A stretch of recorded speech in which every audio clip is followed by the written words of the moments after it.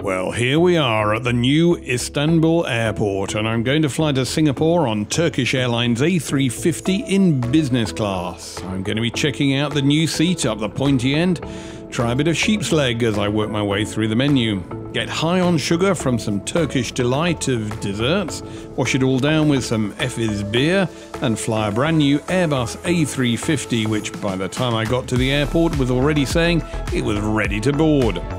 But that's not the main reason why I'm here at Istanbul. Again, a huge draw is the vast new Turkish Airlines Business Class lounge, from where you can look down on the hoi polloi below, forking out on giant Toblerones they never knew they wanted.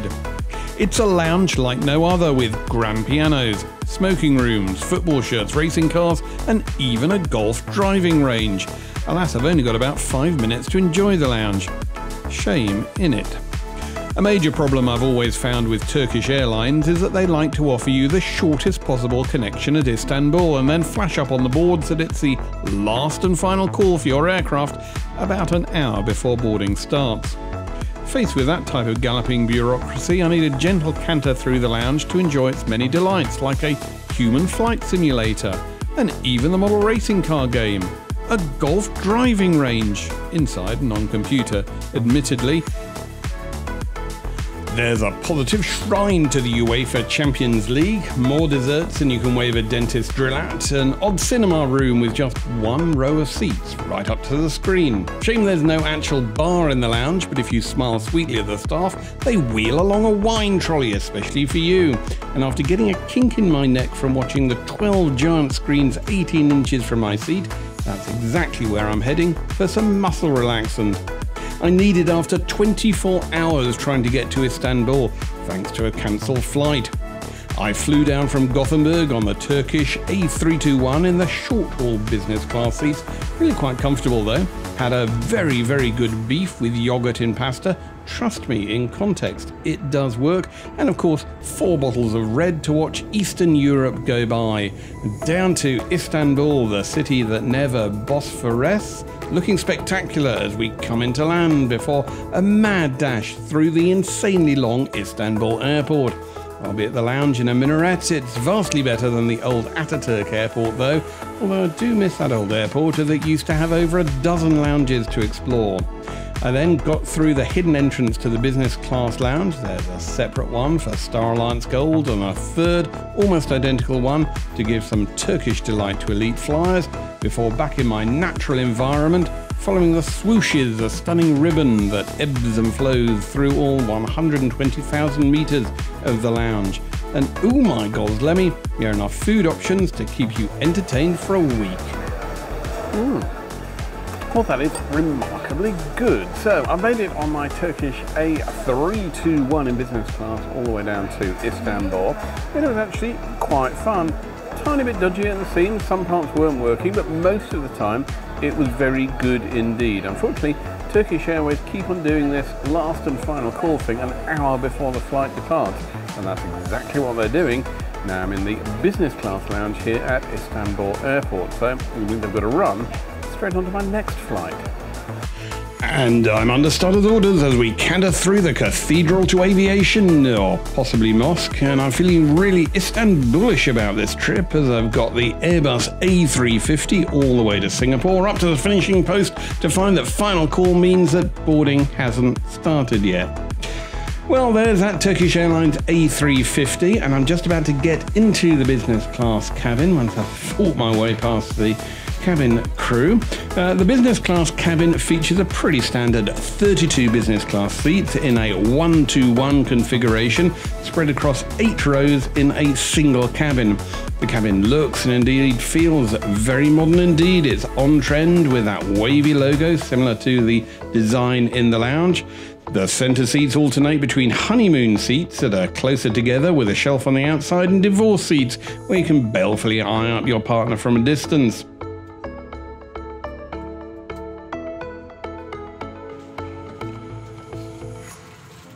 The seats do feel a bit narrow, but there is a large storage compartment complete with charging sockets. Turkish, though, the only airline to put a padlock on the door. There's also a slide-out mirror to ensure you look runway ready for cocktail hour. And talking of which, there's a cocktail call button along with extensive seat controls, a button to go fully flat after said cocktails, and you can turn on the do not disturb when the Turkish wine gets too much. There are 3 separate adjustable reading lights, all of which are angled towards different parts of the seat for sober, reclined and snoring away mode. Incidentally, Singapore Airlines uses this exact same seat as their regional mid-haul product, but would never dream of using it to Europe, unlike Turkish, where the smaller, narrower seat has found favour.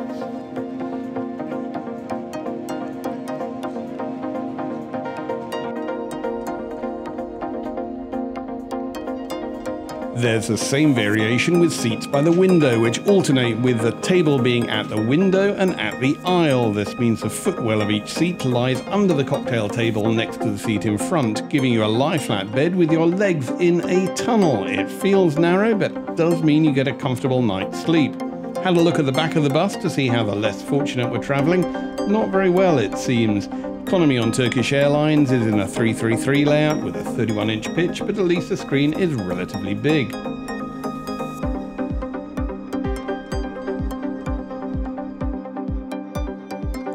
There's no premium economy on Turkish. The airline scrapped the class just as every other airline was beginning to install it. Now back up the pointy end and there's a large case which looks like an amenity kit but which is actually the headphones, and a real amenity kit which looks like a handbag but which is a designer kit with a sustainable twist. Okay. Yeah, it has earplugs made from recyclable plastic and a toothbrush from wheat straw, plus an instruction manual printed on materials that are from the Forest Stewardship Council. Okay, once you pass the greenwashing, there are also tubes of lip balm, toothpaste, moisturising hand cream and a comb.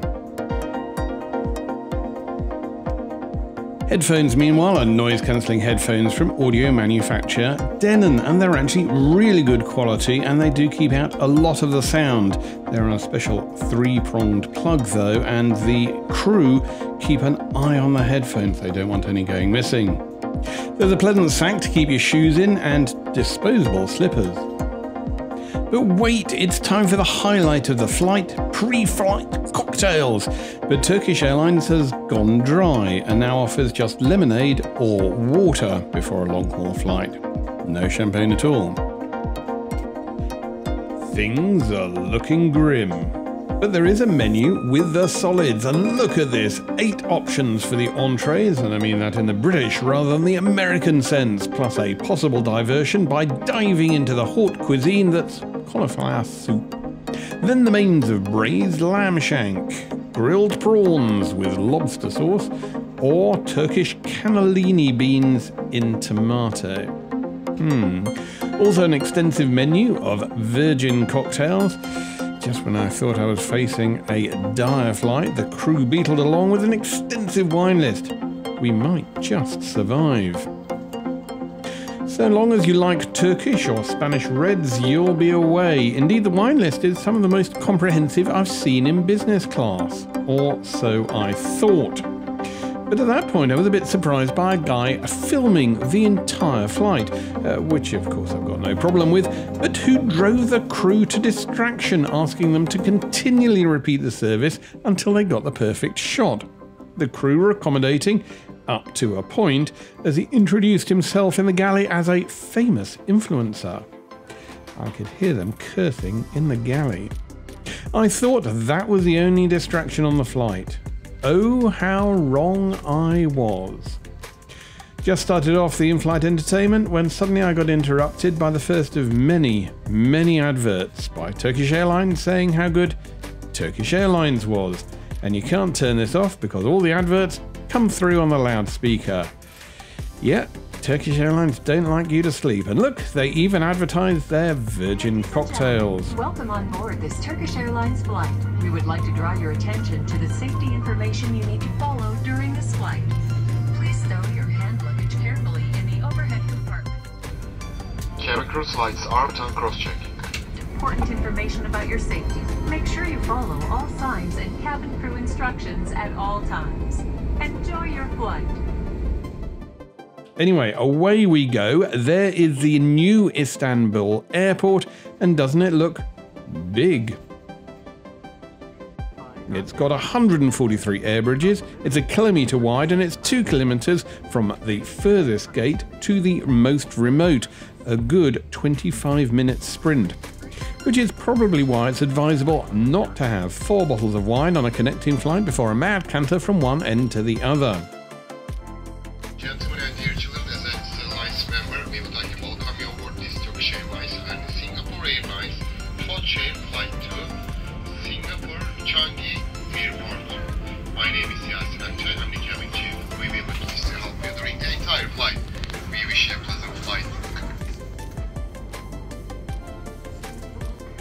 Istanbul Airport served more than 64 million passengers last year, making it the biggest airport in Europe, and yes, that does eclipse Heathrow for the sheer number of passengers. Our flight to Singapore will take 10 hours 25 minutes and will fly at 41,000 feet. We expect light turbulence during the flight.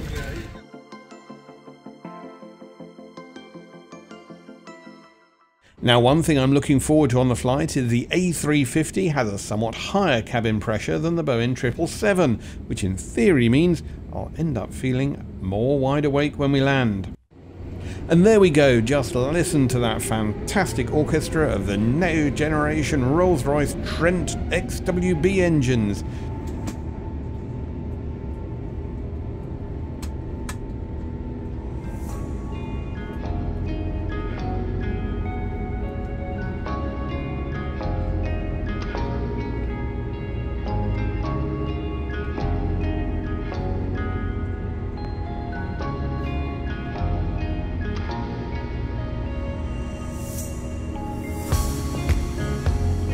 Okie dokie, there we go. Quickly gaining height over the Bosphorus as we head southwest over Turkey, heading for Tbilisi and Tehran, and then over southern Afghanistan, India, and finally make landfall with the peninsula at Singapore in 12 long, tedious, rather sober hours. So just to keep what remains of my mind occupied, I had a flick through the in-flight entertainment, and you know what, it's really good with a big sharp screen, but notably Turkish Airlines like to buy just half a dozen big blockbusters, bung them at the top of the IFE, and then fill much of the rest of the space with box office bombs that sung without trace. Anyway, the A350 also comes with a couple of cameras showing the outside view, and they're as sharp as a screen. Turkish Airlines also offer completely free high-speed Wi-Fi for business class, which is great. Alas, it also works with Wi-Fi calling. So, get a load of this guy. He made a call on Wi-Fi and then put his phone on speaker at full volume rather than the headphones, deafening the cabin, and spent an hour yelling into his phone. After being deafened, with blood pouring from their ears, the poor crew repeatedly asked him to wear headphones and not to make calls on the Wi-Fi, but the guy spent another hour on the phone, telling everybody what an important influencer he was. Yep, we got another one of those on the flight. Deafened before we could eat, or at least defeat, the crew announced that Wi-Fi would then be turned off in the cabin for the next few hours. In a way it was a victory as I got some peace, but a Pyrrhic victory as I'd got no Wi-Fi either. Faced with that sort of behaviour, I was forced to resort to the peanuts. And yes, managed to get a gin and tonic. It's only Beefeater, but it'll have to do. Pretty bland, but with a nose full of juniper, it's like walking through a pine tree forest. Naturally, I was starting to get peckish. After all, it's one way of drowning out the noise of the other customers yelling into their phones. And I do love the way Turkish Airlines wheel along a trolley with all of the starter options so you can see what they've got available. And they're very good with all sorts of Turkish delights like beef rolls, chicken Caesar salad, chopped shrimp, diced celeriac, sliced aubergines rammed with peppers, shaved salmon, and Turkish cheese borek. That's a cheese roll to you or me. You can pick as many as you want, so not to keep our famous influencers waiting, I took a small slice of everything. To wash it down, I took a glass of Taittinger. It's a great French champagne with a discreet nose, honey flavour, and a lively palate. It's one of my favourite champagnes, and I was very impressed that Turkish Airlines had it on board. Alas, I reckoned without our famous influencers. Again. They asked for their glass of champers to be poured 6 times just to get the perfect shot, until the crew warned they're in danger of running out of champagne. That would be a major crisis.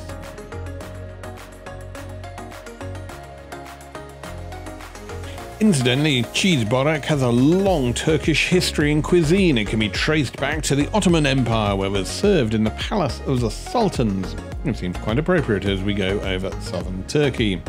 Next up was mains, and the braised lamb shank with Mediterranean vegetables, celeriac mousseline and thyme juice was amazing.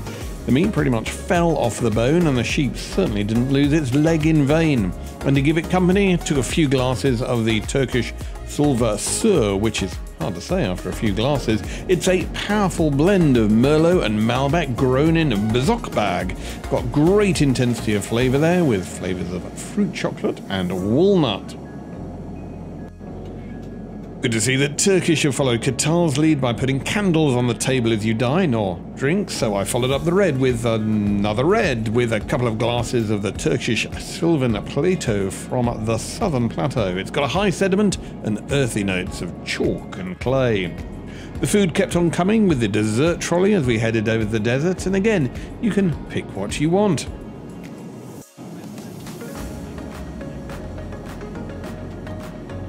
The crew call this their potpourri, but there are no tasteless leaves sitting in a bowl in a suburban semi here. Oh no, you get lots of baked tahini halva with 3 different styles of pastries. It's all washed down with a glass of Turkish pitakos, a blend of Chardonnay from Denizli with an aroma of peach yellow fruits and cheese.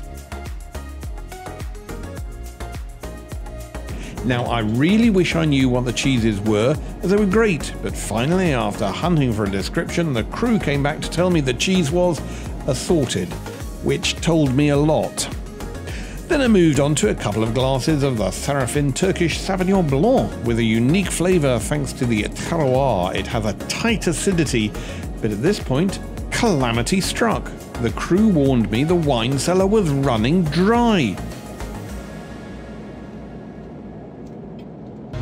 Surprised that the crew only had a couple of bottles of each type of wine in the galley, and it was really starting to run low. So the crew apologised that they got a lot of influencers to keep hydrated. Now, with the philosophy that morning is what you go into when the beer runs out, I went for an effing beer. Efes is the classic Turkish beer, named after the Turkish ancient city of Euphrates near the Islamia brewery. It's a rich honey gold lager, crystal clear with a steady stream of sparkly bubbles. A quick check of the bathroom before I get some sleep. Now, I love the molten brown soaps, but they're glued to the counter, giving you no benchtop space, and I really don't get the small, tired ivy plant.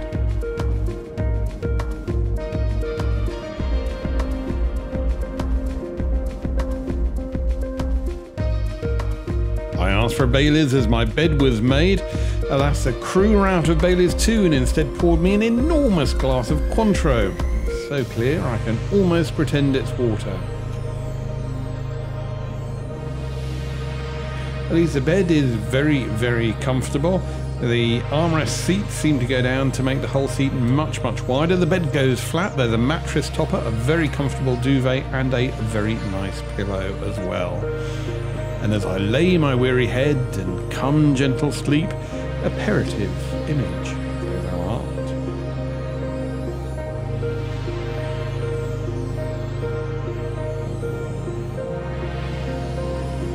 And a good 6 hours sleep later, here we are again on approach to Singapore.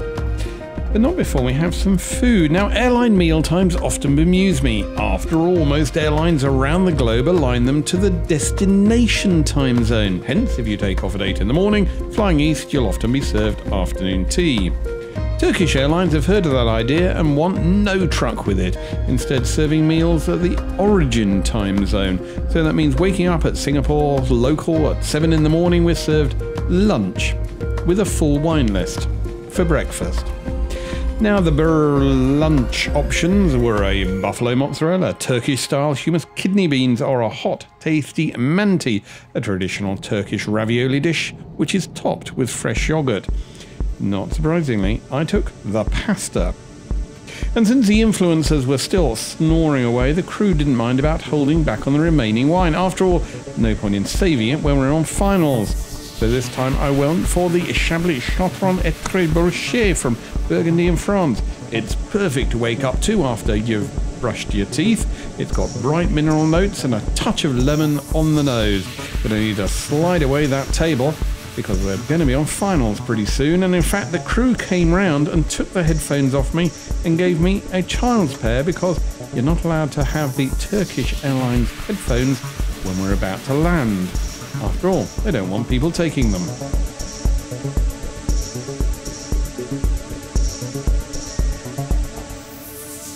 And there we go, that's business class on Turkish Airlines A350. And the hard product really isn't bad at all.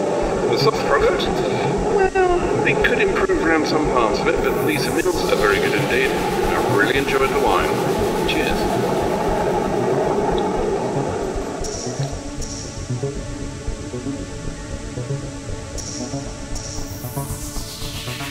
So we'll be on ground in 40 minutes.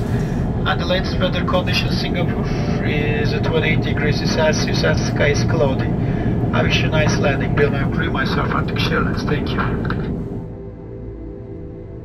So that was Turkish Airlines in business class. What are final scores on the doors, just as those doors for the landing gear are going to be opening? Well, the A350 and the new Turkish product firmly cements the airline's new strategic direction for business class. It's got a modern private cabin, which really should offer some privacy if it wasn't for somebody waving a phone around and yelling into it for hours on end. The designers of the cabin, they're called Priestman Good, have done an excellent job in creating a seamless brand experience for business class passengers. The very fast, free Wi-Fi on Turkish is brilliant, but equally a total nightmare, certainly if customers don't know how to behave in public. However, the food on board is terrific. I can't praise it enough. The lamb was amazing, but also the breakfast semi-lunch dish of the manti has suddenly turned into my new favourite meal option in the world. Most of the wine is of equally high quality, although I've got to say a couple of bottles of the Turkish could have been a little bit better. But the crew were noticeably pacing out the servings, and indeed, when quizzed, they really didn't seem to know much about the tasting notes of the wine at all. Nor indeed did they know much about the food on board, other than what was on the printed menu. I had high hopes of Turkish saying that they had their own specialised chefs on board. Alas, they really didn't seem to know a lot other than what was on the printed instructions. Indeed, only when I was leaving the aircraft did the crew mention that if I wanted champagne on boarding, well, I only had to ask. Well, I need to know to ask, if you see what I mean.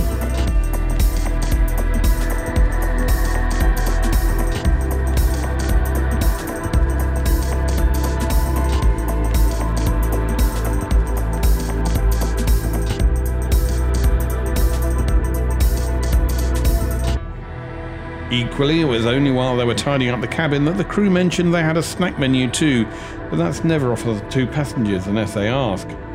But other than that, it was a pretty impeccable flight, and I was impressed as we come into Singapore Changi.